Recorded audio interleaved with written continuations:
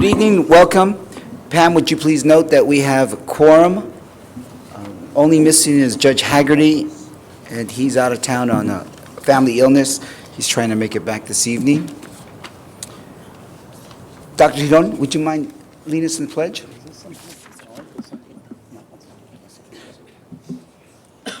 I pledge allegiance to the flag of the United States of America and to the republic for which it stands, one nation, under God, indivisible, with liberty and justice for all.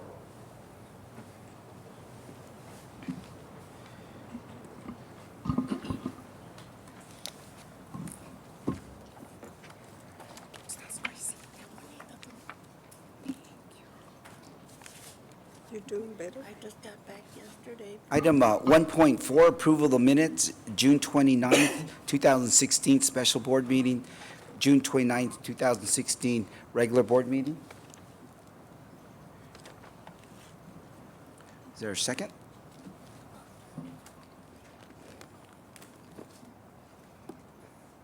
Was there a second? Did you make the motion? Oh, okay. Yeah. Mrs. Robles. Mr. Uxer. Ms. Solis. Mrs. Quintanilla. Aye. Dr. Graham. Abstain, I wasn't here. Mr. Fierro. Aye. Item 1.5. Let's see, no, let's go to lost here. Item 1.6, open forum. Lolo Mercado.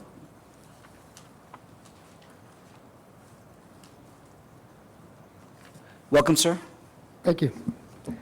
Good evening, Board Trustees and Dr. Serrata. I'm here on a concern, as you can see in the form that I gave you, about a position that's about to be filled in advising in the counseling department.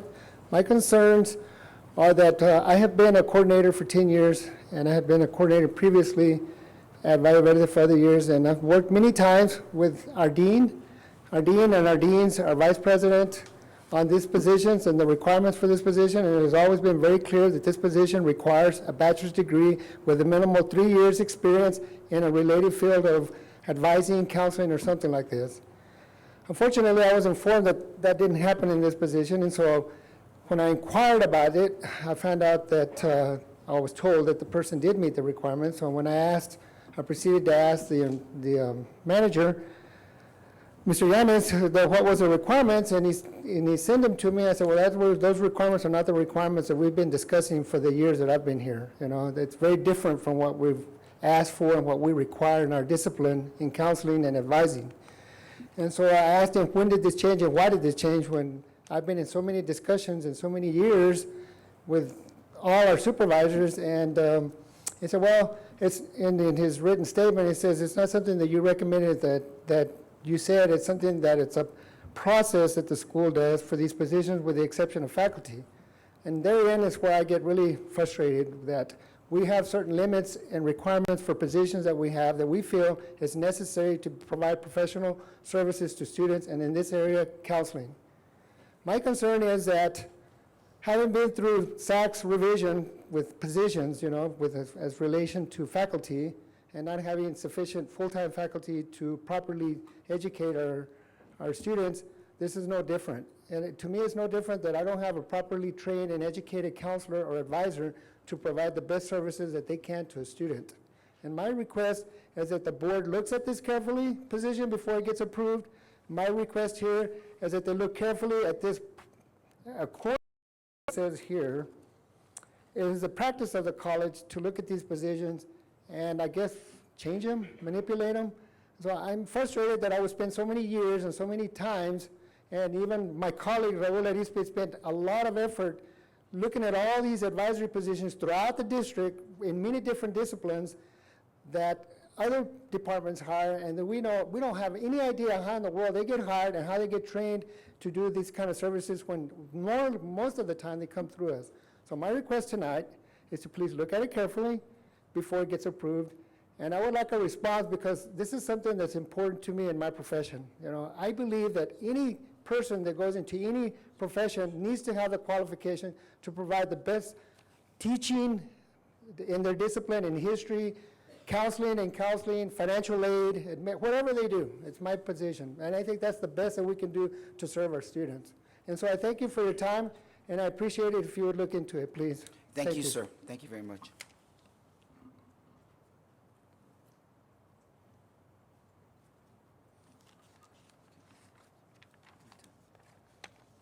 Item 1.7, presentations by individuals, groups, and organizations. Item 1.7.1, Dr. William Zarata, College President, will recognize individuals who've retired from the college district.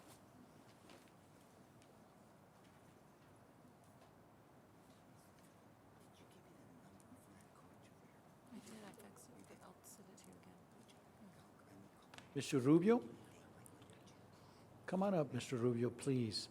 Chair Fierro, members of the board, this is the time of year that we see many tenured faculty and staff choose to move on with the next phase of their careers and their personal lives. Let me introduce you to Mr. Salvador Rubio, who is an automotive technology lab assistant. Mr. Rubio has been employed at El Paso Community College as a lab assistant in the automotive technology program for the past 18 years. He received his Associate of Applied Sciences in Automotive Technology from El Paso Community College and attained a master's degree from the University of Texas at El Paso. As a lab assistant, Mr. Rubio worked closely with faculty, staff, and students. He often gave words of encouragement to the students to finish their degrees and encouraged them to continue their education beyond their associate's degrees. Students sometimes would come back and visit with him and let him know of their progress. He participated in various committees and was instrumental in ensuring that the lab was an environmentally safe work area for students. He was honored with the Recycling Award from the College Recycling Program. El Paso Community College, and especially the automotive program, would like to thank Mr. Salvador Rubio for his dedication to the department and wish him well in his future endeavors. May he enjoy his retirement and continue playing music with his family. Mr. Rubio, thank you for all you've done for the students of El Paso Community College.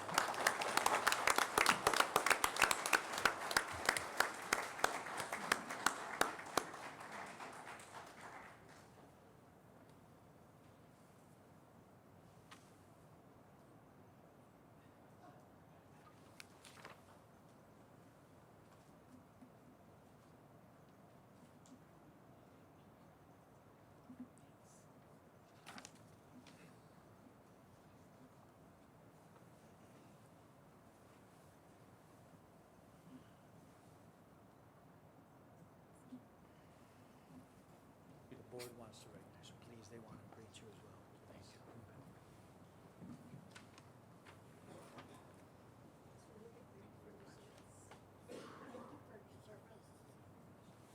you. Now, what do you plan on doing with all your free time now? Congratulations.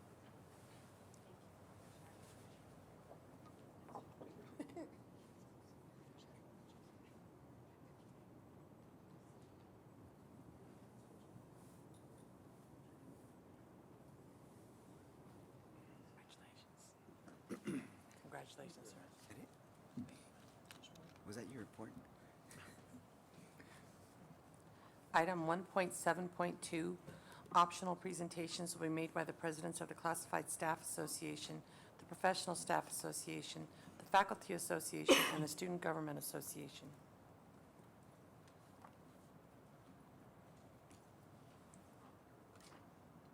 It's just you, Dr. Ramirez. We'll go to executive right after administration 2.2 or consent agenda.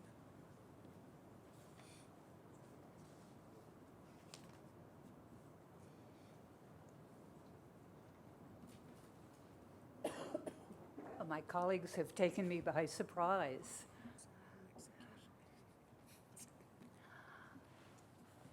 Dr. Serrata and esteemed members of the board,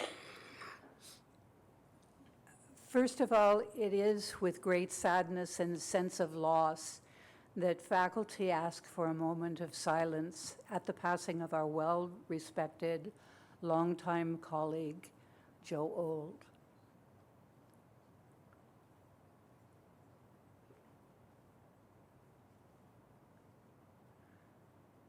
Thank you. He will indeed be sorely missed.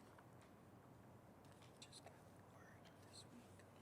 Faculty members of the committee which has been charged with updating the Student Code of Conduct published by Student Services, dissatisfied with its progress or lack thereof, decided to meet on their own this summer to address the section dealing with academic dishonesty, including plagiarism and other forms of cheating.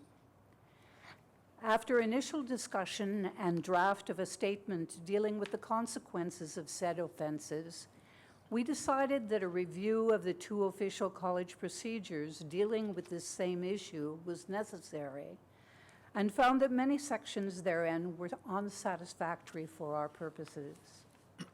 Although these two documents, Student Disciplinary Procedure and Student Code of Conduct Procedure, were last reviewed in 2012 and are technically not up for another review in the near future, we respectfully request that they be open for review immediately following the beginning of the fall semester so that we may follow through with our recommendations.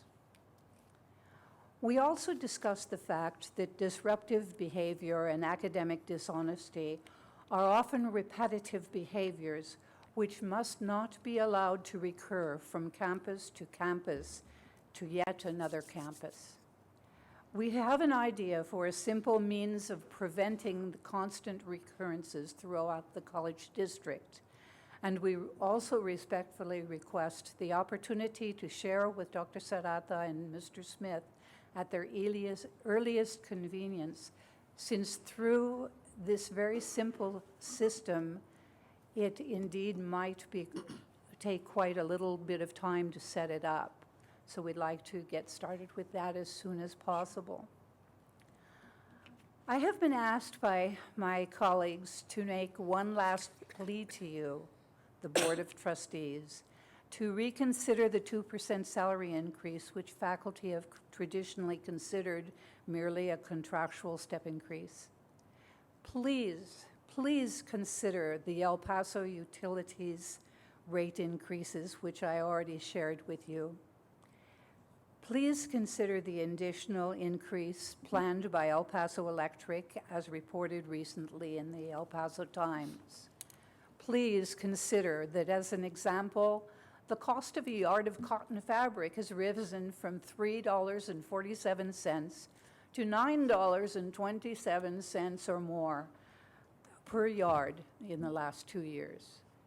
Please consider the increase in the cost of groceries, which I asked you to observe last month. And more significantly, please consider the recognition by the federal government of the need to increase minimum hourly wage from $7.25 to $10.10, a 39.3% increase. Even though faculty have consistently presented these statistics, we have been told that EPCC simply cannot afford to give more than 2% increase. If that be true, faculty would really like to know how it is that we can afford to add 2 new assistant vice president positions, which fall at the higher end of the salary scale. Thank you for your kind attention. Thank you, Dr. Ramirez.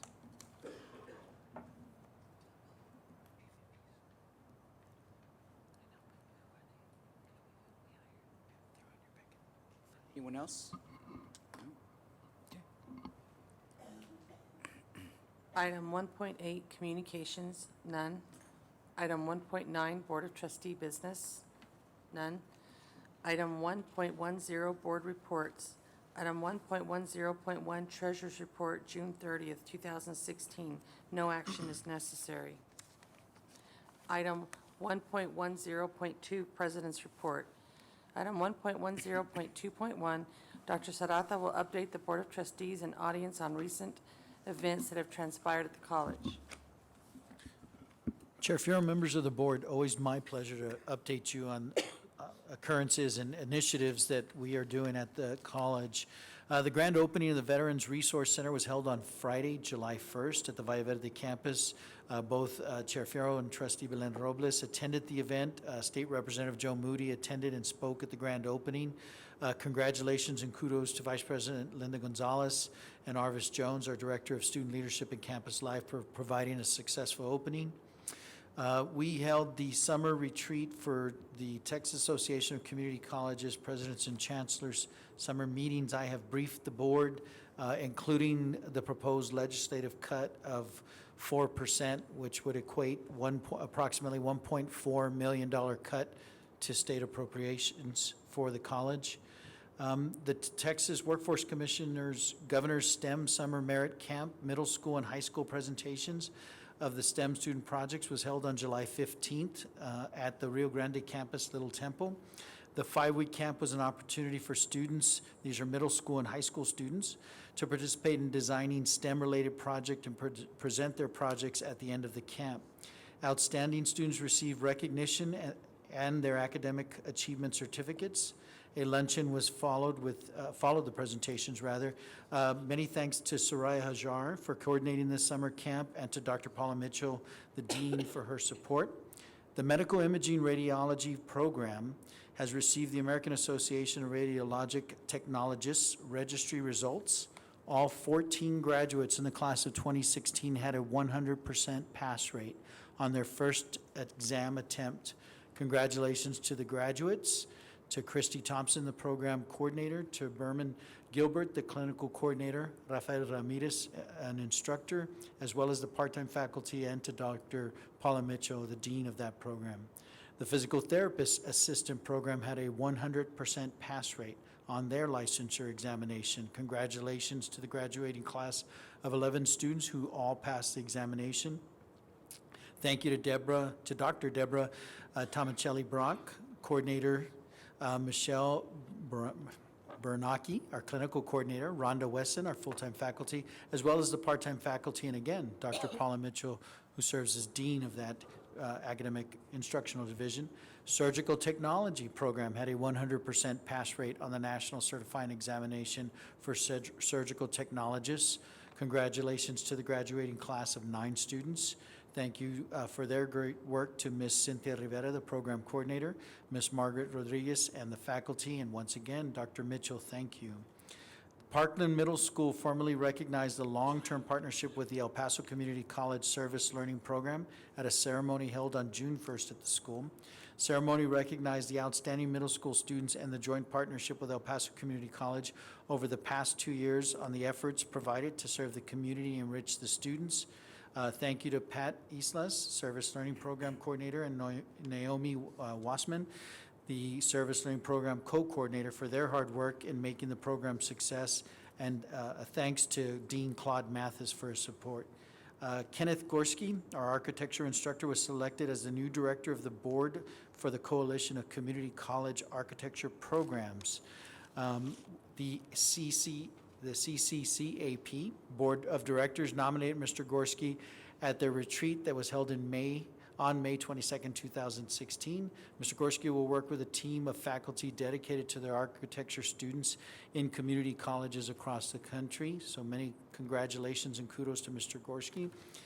And then finally, I would like to ask that Mr. Felix Hinojosa, our athletic director as well as a cross-country coach, to provide an update to the Board of Trustees on the recent academic recognition of all of the El Paso Community College athletic teams. So, Mr. Hinojosa, will you please update the board and I on these outstanding academic achievements, please?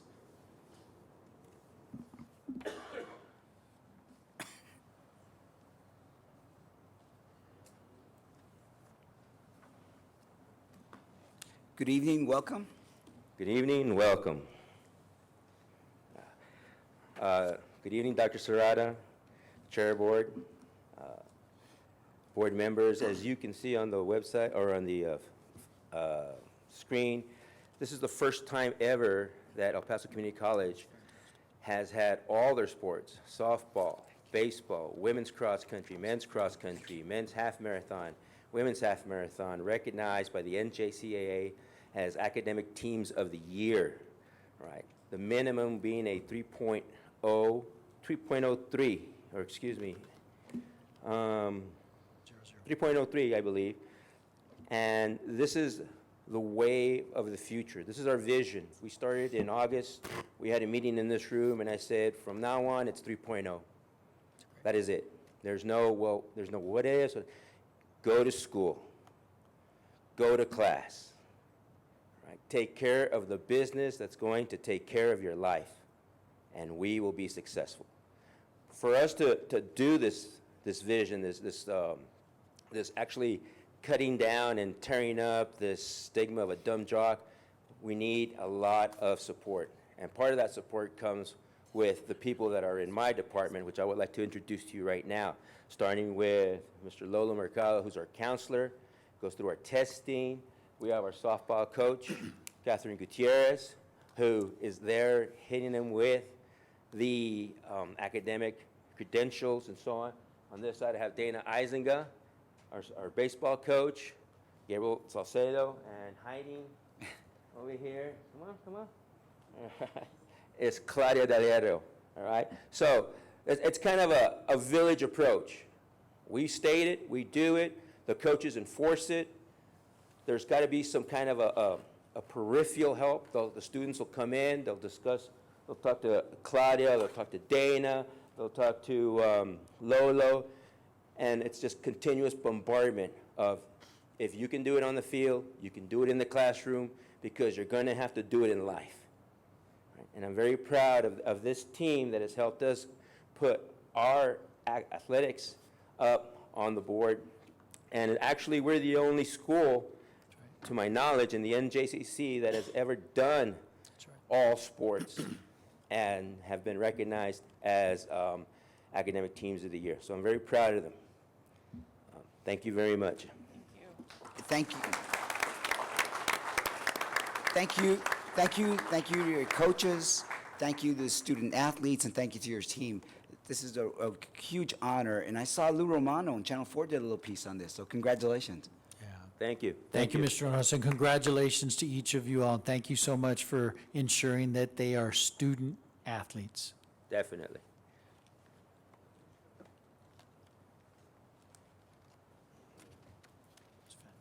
Thank you, Dr. Sarata. Chair, that concludes my report. Thank you. Consent agenda. Item 1.11, consent docket, which includes items 3.2 and 8.1. Second. Mrs. Robles. Mr. Uxer. Aye. Ms. Solis. Aye. Mrs. Quintanilla. Aye. Dr. Graham. Aye. Mr. Fierro. Aye. Pam, would you please call us into executive, please? The board may conduct an executive or closed session pursuant to Chapter 551 of the Texas Government Code for one or more of the following reasons. 1, consultation with its attorney to seek or receive legal advice or consultation regarding pending or contemplated litigation or for any purpose authorized by law. 2, discussion about the value or transfer of real property. 3, discussion about a prospective gift or donation. 4, consideration of specific personnel matters. 5, discussion about security, personnel, or devices. Or 6, discussion of certain economic development matters. The board may also announce that it will go into executive session on any item listed on this agenda if the subject matter is permitted for a closed session by provisions of Chapter 551 of the Texas Government Code. Any vote regarding these items shall be taken in open session.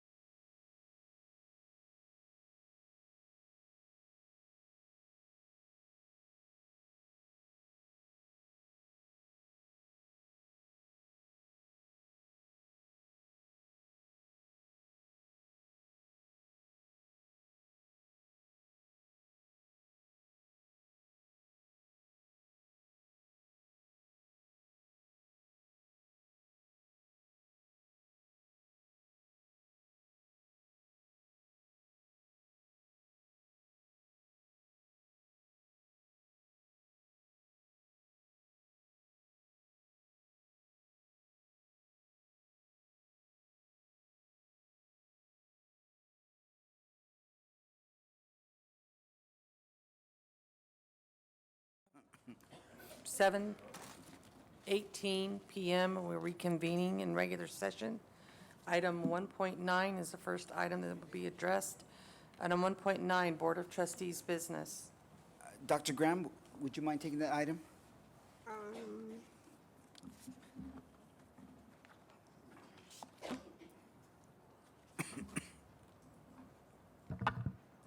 Yes, under board business, if we can direct Dr. Serrata to review and the policy addressing credentialing of and for positions and bring a recommendation to the board if he finds it necessary to change it or update it.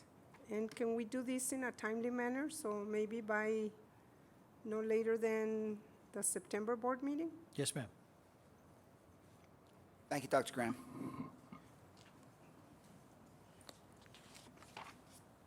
Item 2.0, administration, none. Item 3.1, full-time institutionally funded actions. Motion to approve? Second? Mrs. Robles. Aye. Mr. Uxer. Aye. Mrs. Quintanilla. Aye. Dr. Graham. Aye. Mr. Fierro. Aye. Item 3.3, information items, no action is required. Item 3.4, consideration and deliberation on the salary increases for college employees for the 2016-2017 fiscal year. Thank you. Ms. Shaughnessy, would you please give us the administration's recommendation on this? So, Mr. Fierro, based on the information that was presented to you this afternoon, the administration recommends a 2% salary increase for all employees across the board. Is that for full-time and part-time? Yes, sir. Okay. Motion to approve? Mr. Second. Chairman, I move that we approve the recommendation of 2 point for all employees. Want a second? No, I made motions. Oh, okay. Second. Any questions, comments? No? Okay, Pam, thank you. Mrs. Robles. Mr. Uxer. Aye. Mrs. Quintanilla. Dr. Graham. Aye. Mr. Fierro. Aye. Chair Farrow, members of the board, on behalf of the faculty and staff, let me thank the board for approving this measure. We certainly appreciate the board's hard work at this and thank Ms. Shaughnessy and her team for all the budget information that was provided. But on behalf of the faculty, staff, and administration, thank you so much. Item 4.1, consideration and deliberation on the approval of a contract award with USI Southwest Incorporated for commercial property, automobile, crime, general liability, educators' legal liability, and cybersecurity insurance in the amount not to exceed $514,008. A motion to approve? Second. Yes, sir. Can you explain, I understand about the commercial property, but can you explain what is and the limits of general liability, educators' legal liability, and particularly why do we need insurance for cybersecurity? I would like to ask, What do you insure out of cybersecurity in the first place? I will call Mr. Gallardo to give you a little bit more detail. Thank you. I think he already deferred it.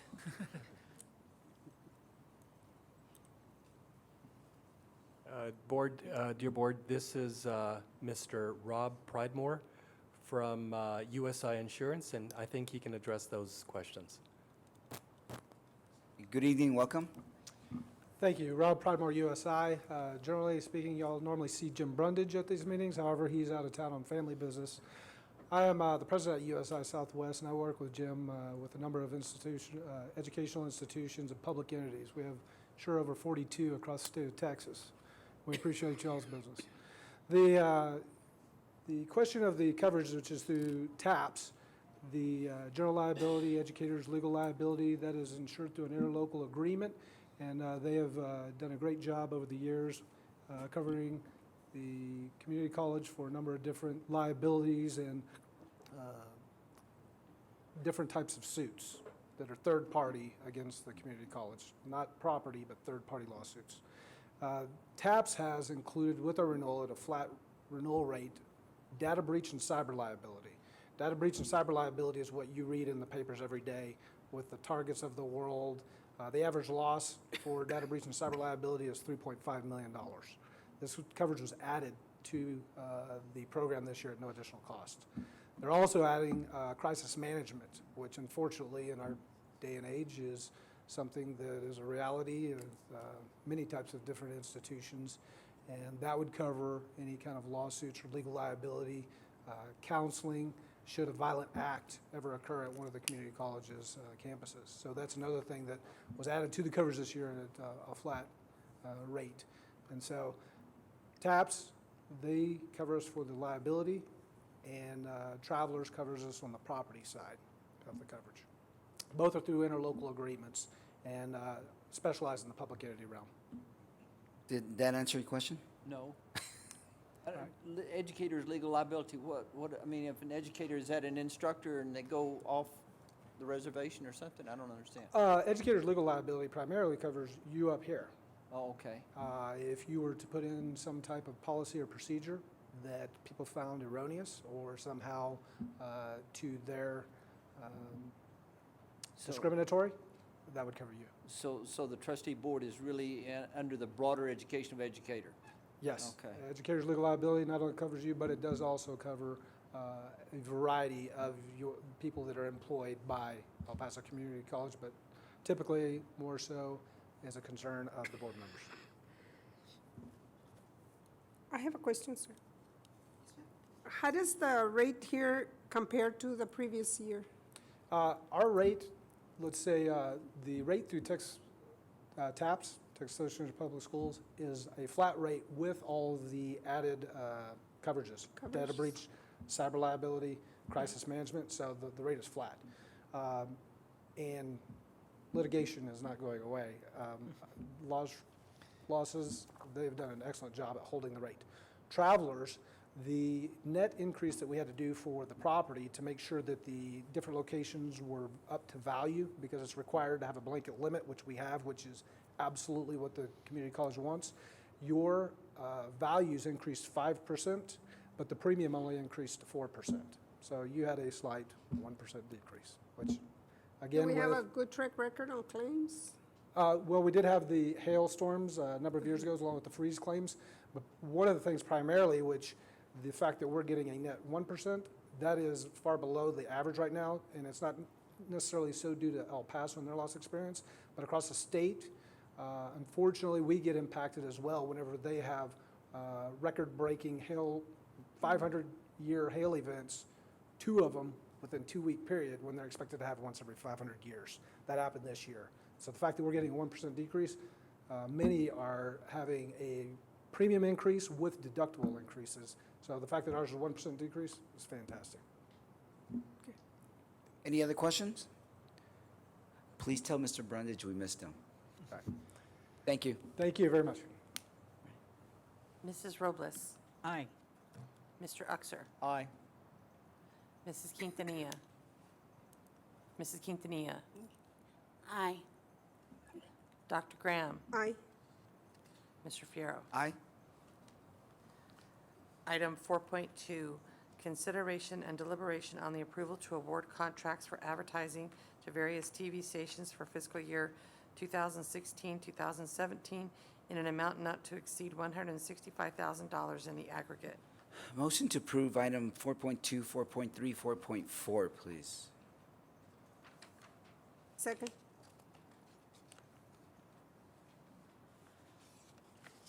Item 4.3, consideration and deliberation on the approval to award contracts for advertising to various radio stations for fiscal year 2016, 2017 in an amount not to exceed $135,000 in the aggregate. And item 4.4, consideration and deliberation on the approval of expenditures for district-wide advertising services with several publication vendors for fiscal year 2016, 2017 in an amount not to exceed $130,000 in the aggregate.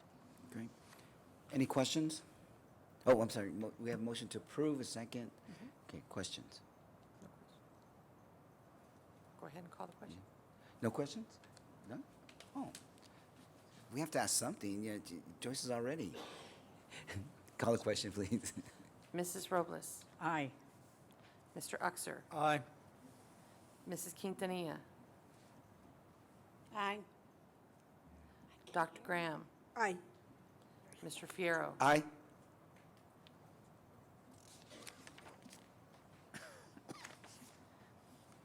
Item 4.5,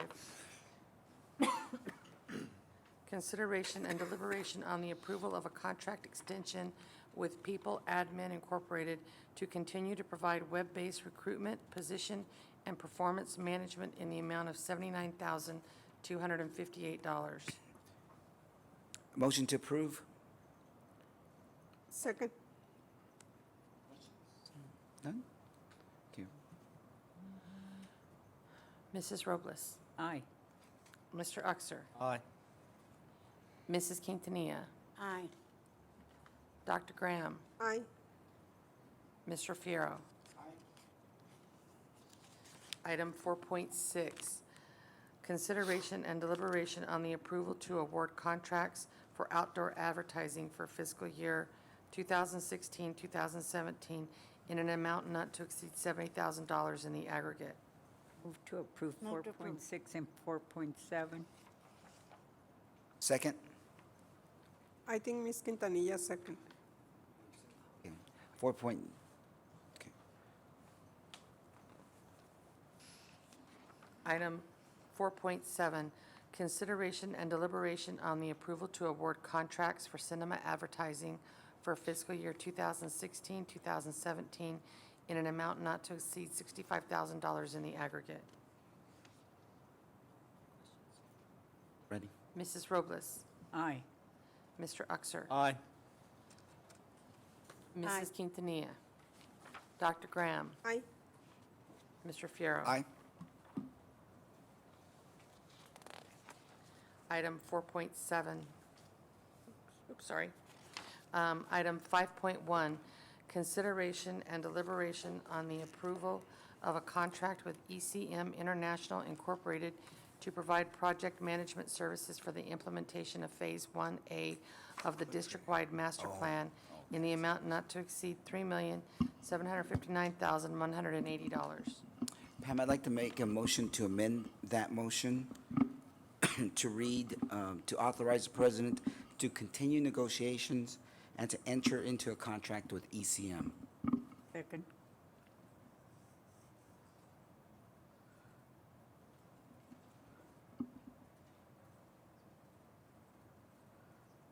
Questions? Mrs. Robles, Aye. Mr. Uxer, Aye. Mrs. Quintanilla, Aye. Dr. Graham, Aye. Mr. Fierro. Aye. Item 5.2, consideration and deliberation on the approval to award a 5-year contract to Olympus Building Services Incorporated for district-wide janitorial services in the annual amount not to exceed $2,040,290. Motion to approve? Second, and I have a question. Mr. Gallardo? I have one also. It's a 5-year contract, but do we have a clause in it that we can get out of it if they're not performing satisfactory? Yes, ma'am, we do. Ruben, I have a question, Mr. Gallardo. Yes, sir. We're changing companies. What happens to the team that's in place now? The individual employees? Yes. The RFP required the new vendor to employ at least 70% of them. At comparable wages and, The RFP did not state at Okay. comparable wages. okay. However, their representative, I believe, at our presentation, has offered to employ as many of them as possible above the 70% point. Okay. Thank you. Yes, sir? Why 5 years? I think I would defer that question to Mr. Lobato. But, Mr. Ricardo, isn't 5 years pretty standard when it comes to RFPs? At least one of the two previous ones that I was involved with was 7 years. And I believe it has to do with training, the training curve for employees, because not all employees, 70% is required. That means 30% maybe new employees. And there's just a learning curve involved, I believe, but I don't want to speak for Mr. Lobato. Thank you. 5 years is not unusual, to answer your question. A learning curve to sweep the floor? Excuse me, what was the question? Nothing. To get back to what Ruben said, yes, 5 years seems to be pretty standard. I guess the easy answer is when we first came in here, that was what we had here, and we continued with it. But the reality behind that is there is a sharp learning curve. You've got to realize we have 1.7 million gross square feet that are being taken care of here. That is a very large contract as far as scope, not only monetarily. And in order for a new company to come in, retrain all the employees to their methods of cleaning and their standards, there will be a learning curve involved. And then we will be evaluating them at the 3-month period to see how things are going and keeping that feedback going to see how we're doing, making sure we're getting value for our money. Great. Any other questions? Okay. Thank you, Mr. Lobato. Thank you. Mrs. Robles? Aye. Mr. Uxer? Aye. Mrs. Quintanilla? Aye. Dr. Graham? Aye. Mr. Fierro? Aye. Item 5.3, consideration and deliberation on the approval to purchase Corbin entrance locks from IDN Acme Incorporated in the amount not to exceed $110,455. A motion to approve? Second?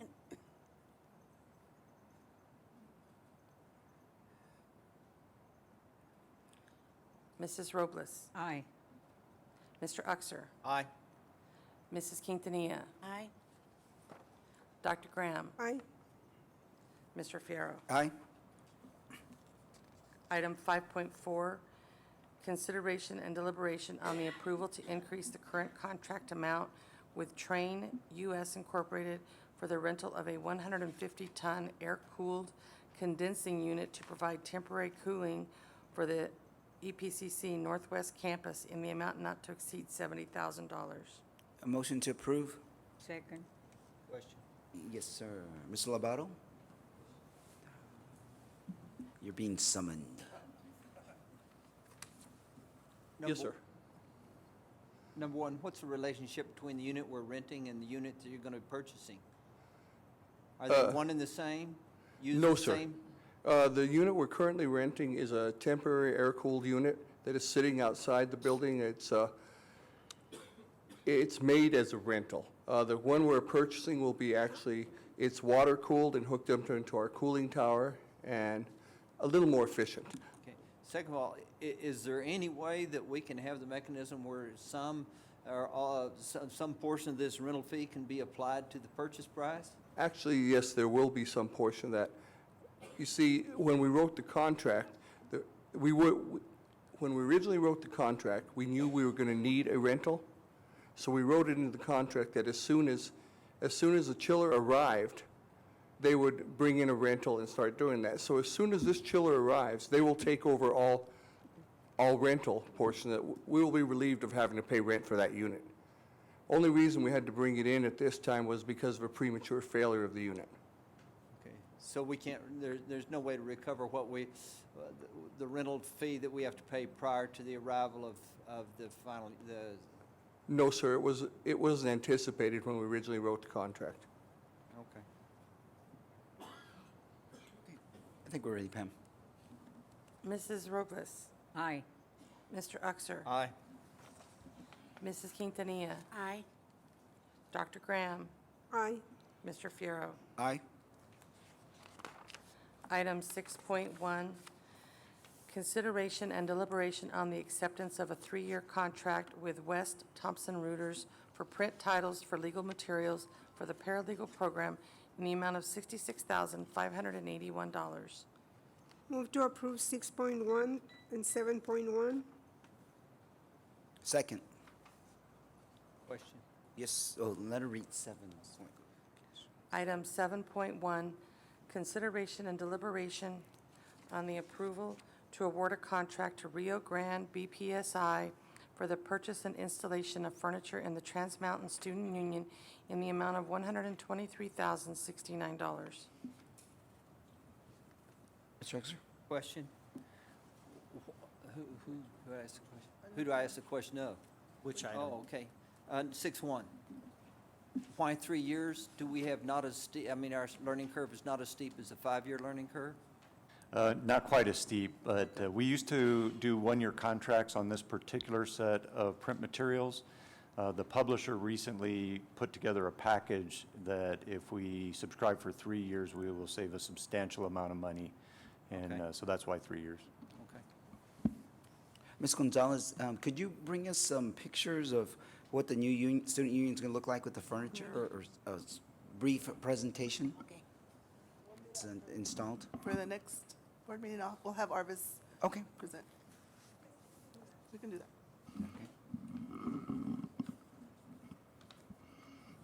Thank you. Mrs. Robles, Aye. Mr. Uxer, Aye. Mrs. Quintanilla, Aye. Dr. Graham, Aye. Mr. Fierro. Aye. Have we handled that? Did you- Item 7.2, consideration and deliberation on the approval to award a contract to Troxel Communications Incorporated for audiovisual equipment and gaming infrastructure in the Trans Mountain Student Union in the amount of $143,210. Move to approve. Second. Yes, sir. The AV equipment, gaming instruction, so we're getting that there. What do we have at the other 4 campuses? Right now, we have something at our Valle Verde campus. That was the first student union, and then now this is our second student union, and so we're slowly, SGA is slowly saving money to try and get, the goal is eventually to try and have something on every campus. So the other 3 don't have any? Right now, no, other than Valle Verde. There's no way to split this up and get a little bit to everybody?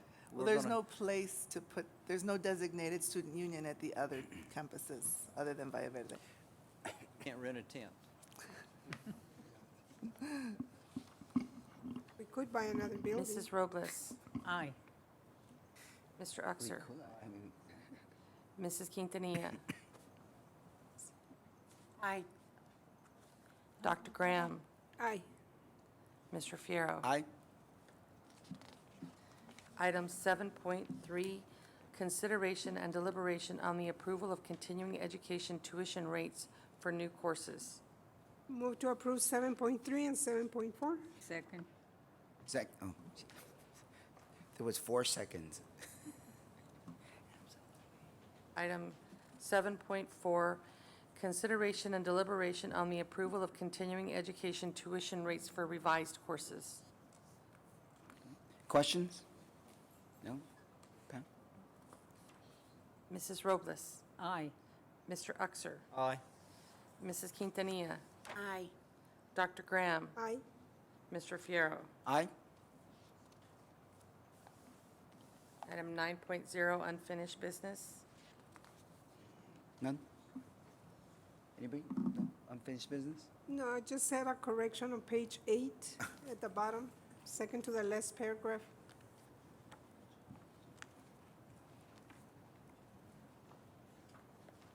Motion to address this item. See that? Page 8, Of the minutes.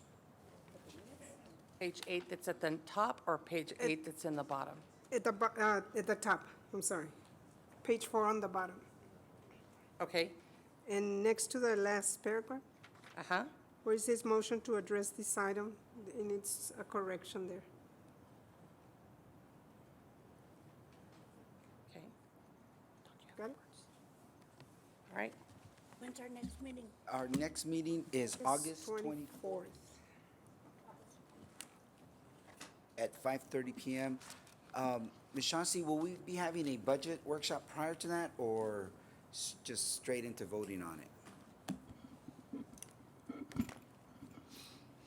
Well, it's certainly up to the pleasure of the board if you'd like to have another workshop, if we can just present the budget to be approved. I mean, the budget has to be approved on that day.